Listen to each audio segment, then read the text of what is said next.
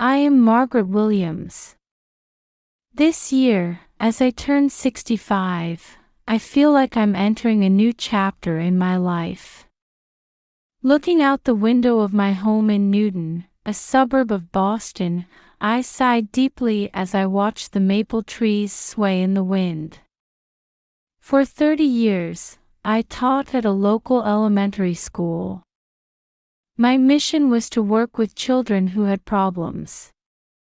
That experience still lives on within me. I often told my students, time heals all wounds. Now, it feels like those words are a comfort to myself. The 40 years of marriage with my husband Charles, who passed away 5 years ago from a heart attack. The memories still weigh heavily on my heart. In this old 2-story house, furniture and photos filled with memories of Charles remain as if time has stopped. Growing vegetables in the backyard is an important part of my daily routine. The time spent exchanging vegetables with neighbors and getting excited about gardening adds color to my life. At the book club that meets twice a month, we enthusiastically discuss books on social issues, reminding me of my passion as a former teacher. However, there's a shadow weighing heavily on my heart. It's my relationship with my son, Jason. He's 35 and works as an IT consultant in downtown Boston. The once close parent-child bond is now limited to a monthly phone call. While I'm proud of his success at work, I can't help but feel anxious about the distance with family. Jason's wife, Amanda, is 32. She's a talented woman working as a freelance graphic designer. When I see her posts on social media, they always depict a perfect family image. However, the tired expression on her face the last time I saw her is etched in my memory. And then there's my adorable grandson, Connor. He's 5 years old and the light of my life. Thinking of his innocent smile warms my heart. But in recent phone calls, his voice seems to lack energy. According to Jason, Connor tends to avoid interacting with other children at kindergarten. Looking at the calendar, there's a date circled in red. Tomorrow is Connor's 5th birthday. Tomorrow is my chance to restore family bonds, I resolved anew. Outside the window, the soft light of dusk envelopes the town. Amidst a mixture of anticipation and anxiety for tomorrow, I quietly began preparing for the day ahead. By the window where the morning sun streams in, I was gazing at the birthday present I had prepared for Connor last night. An educational wooden puzzle carefully chosen at Target and a handmade photo album. I hope it will stimulate Connor's curiosity and make him feel the family bond. Nibbling on breakfast toast, I mentally organized today's schedule. Arrive at Jason's house at 10, gather around the cake with everyone. I was imagining such a happy scene. However, a small anxiety remains in the depths of my chest. I'm worried about Connor's recent behavior.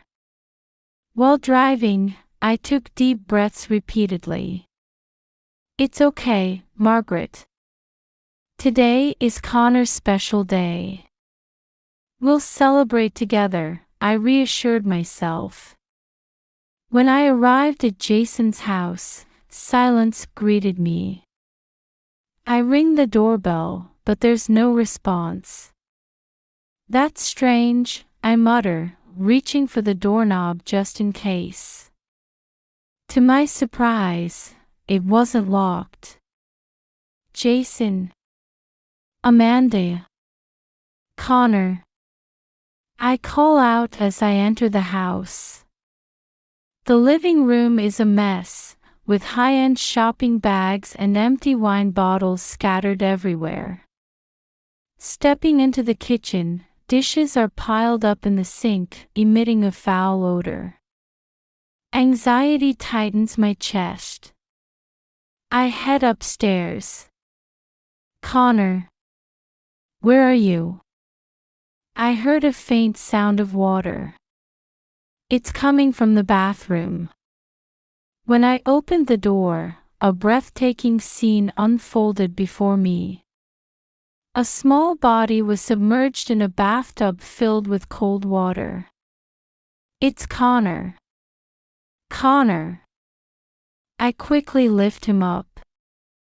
His body is cold, his lips pale. Wrapping his body in a towel, I ask in a trembling voice, "What happened?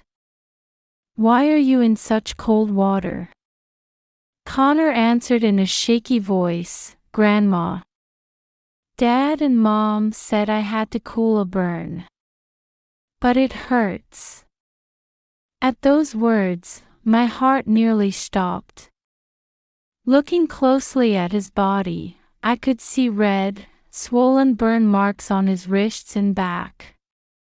Moreover, multiple old scars and bruises were visible on his back and legs. "Oh, my God!" I mutter involuntarily. "It's okay, Connor. Grandma's here for you." I carry Connor to the living room. Wrapping him in a blanket and warming his body, I was desperately trying to maintain my composure. "Connor, where are Mom and Dad?" I asked gently. "Mom and Dad left. They said I'm not family, so they left me behind." Tears welled up in Connor's eyes. At those words, anger and sadness welled up inside me. How could this happen? What are Jason and Amanda thinking? I take out my cell phone and dial Jason's number. Only the voicemail responds. Amanda's number yields the same result. Holding Connor close, I consider my next move. Medical care is needed. But more than that, I need to report this situation to the appropriate authorities. Taking a deep breath, I steel my resolve. "Connor, let's go to the hospital. Grandma will protect you no matter what." Connor just nodded silently. His helpless figure made my heart feel like it was about to burst. Heading towards the entrance, I quietly vowed, "I'll definitely uncover the truth and protect Connor. This is my mission." Before getting into the car, I looked back at the house one more time. Despite its flashy exterior, it seemed like deep darkness was lurking inside. Connor's 5th birthday. A new chapter was about to begin in a way no one had imagined. I put Connor in the car and carefully fastened his seatbelt. I could feel his small body trembling. "It's okay, Connor. Grandma's here with you," I say gently. As I start the car, I call Jason's cell phone again. The voicemail message plays. "Jason, call me urgently. Something terrible has happened with Connor." I leave a message, trying to stay as calm as possible while conveying the urgency. I dial Amanda's number too, but with the same result. "Amanda, please contact me immediately. It's an emergency regarding Connor." On the way to the hospital, I was trying to organize the situation in my head. How did it come to this? Where are Jason and Amanda? And why did they leave Connor behind? When stopped at a traffic light, I suddenly had an idea. I should check with the neighbors about the situation. I turned the wheel and head back towards Jason's house. The first place I visited was the Johnsons' house across the street. When I rang the doorbell, Mary Johnson came out. "Margaret, what's wrong?" Mary asked, looking surprised. "Mary, have you seen Jason and Amanda? Has anything unusual happened recently?" Mary frowned. "Come to think of it, I saw them leaving with large suitcases 2 or 3 days ago. I thought they were going on vacation, but..." Next, I visit the Paydon's house next door. Tom Paydon answered. "Margaret, this is unusual. Did something happen?" "Tom, I want to ask about Jason and the others. Has anything changed recently?" Tom thought for a moment before answering. "Now that you mention it, I've heard voices late into the night recently. It sounded like they were arguing. But I don't know the details." Hearing this information, my anxiety grew even more. I returned to the car and checked on Connor. He was sitting quietly in the back seat. Seeing his helpless figure made my heart ache. "Connor, just a little more patience. Grandma will take care of everything." Connor smiled weakly. "Thank you, Grandma." As the night deepened, I was lost in thought, looking at the night view of Boston from the hospital room window. Jason and Amanda are still unreachable. Where on earth are they, and why did they do this to Connor? While pondering these unanswerable questions, I gazed at Connor's sleeping face. Listening to his peaceful breathing somehow calms my heart. "I'll make sure you're happy," I whispered softly. "Grandma will protect you no matter what." Outside the window, a new morning was approaching. I quietly prepared myself for the long battle ahead. There are walls we must overcome for Connor's future and for our family. But I'm sure we can overcome them. Believing this, I closed my eyes. On the morning of the 3rd day after Connor was hospitalized, I was awakened by a sudden phone call. Looking at the screen, it was from Jason. "Mom, where are you now?" Jason's voice sounded tired. "At Boston Children's Hospital. Connor is hospitalized." I tried to maintain my composure. After a moment of silence, Jason began to speak. "I understand. I'm coming now." An hour later, Jason and Amanda appeared in the hospital room. Both looked exhausted, especially Amanda's eyes were red and swollen. "Connor!" Amanda cried out, trying to rush to her son. "Wait," I grabbed her arm. "First, you need to explain." The 3 of us went out into the hospital hallway. Jason let out a deep sigh. "Mom, I'm truly sorry. I'll explain everything." Jason began to talk about the failure of a startup company in Silicon Valley. He had accumulated a large debt and fallen into depression. Every day was hell. I couldn't talk to anyone. His voice trembled. Amanda also began to speak tearfully. I was also suffering from postpartum depression. But on social media, I was pretending to have a perfect family. I felt like I was being crushed by the gap between reality and the ideal. As I listened to their story, a mixture of anger and sympathy swirled inside me. But why Connor? I asked, choosing my words carefully. Jason covered his face. We weren't in our right minds. We pretended to go on a trip to escape from debt collectors. We thought we had asked a neighbor to look after Connor. What about those burns? Amanda answered, sobbing. I didn't check the bath temperature. But then I tried to hide it. I took a deep breath. The feeling of wanting to get angry and the feeling of wanting to hug them conflicted. You two have made a big mistake, I said quietly.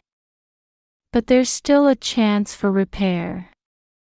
For Connor's sake, and for your own, you should seek professional help. Jason and Amanda nodded silently. First, we need to talk to Child Protective Services.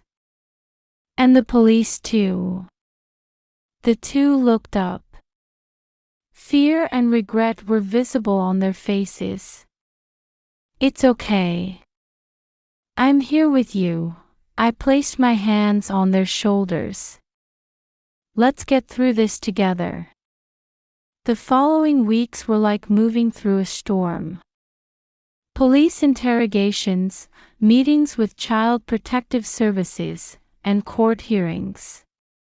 After it all passed, we finally reached the stage of starting family counseling. At the Psychiatric Department of Massachusetts General Hospital, Dr. Sarah Cohen became our family's counselor. Everyone, you've done really well to get this far, Dr. Sarah smiled kindly. This is where the real recovery begins. In the first session, Jason and Amanda spoke frankly about their problems. Depression, anxiety disorders, and addiction. As they put it into words, I could see their expressions gradually softening. We'll proceed with reuniting with Connor in stages, Dr. Sarah explained. We'll start with short, supervised visits. On the day of the first visit with Connor, Jason and Amanda looked nervous. It's okay, I encouraged them. Connor loves you. When we entered the visiting room, Connor hesitated a bit, but soon ran to his parents. Dad, Mom. At that moment, the room was filled with tears. Dr. Sarah watched over us with a smile. This is a new beginning. Let's move forward one step at a time, but surely. On the way home, I thought in the car. The journey of this family's regeneration has just begun. But the light of hope is certainly visible. With love, understanding, and professional support, we can surely overcome this. I renewed my determination. I will make this family happy. That is my new mission. 6 months later, the soft autumn sunlight was streaming into Boston Public Garden. I sat on a bench in the shade, smiling at the scene unfolding before me. Jason is giving Connor a piggyback ride, walking around the pond. Amanda is checking on the growth of the marigolds she planted with Connor in the flower bed. Their laughter blends into the peaceful air. Grandma, look! Connor shouts happily. In his hand, he's holding colorful balloons. Today is Connor's 6th birthday. Over these 6 months, our family has overcome many difficulties. Twice-weekly counseling, medication therapy, and above all, we learn to understand and support each other. Amanda sits next to me. Margaret, thank you so much. Without you, we wouldn't be here now. I held her hand. It's your own efforts. I just helped a little. Jason approached, and the whole family sat on the bench. Connor is on my lap, happily gazing at the balloons. You know, Mom, Jason said. I've been thinking lately. Life is like this garden. What do you mean? I asked with interest. There was a time when it was desolate, but we all tended to it, and flowers are finally starting to bloom. But it still needs daily care. Amanda nodded. That's right. Every day is a challenge, but that's what makes us happy. Connor took out the birthday cake from the picnic basket. The flames of 6 candles flicker in the autumn breeze. Now, Connor. Make a wish, I gently encourage. Connor closed his eyes, took a deep breath, and blew out the candles in one go. The whole family applauds. What did you wish for?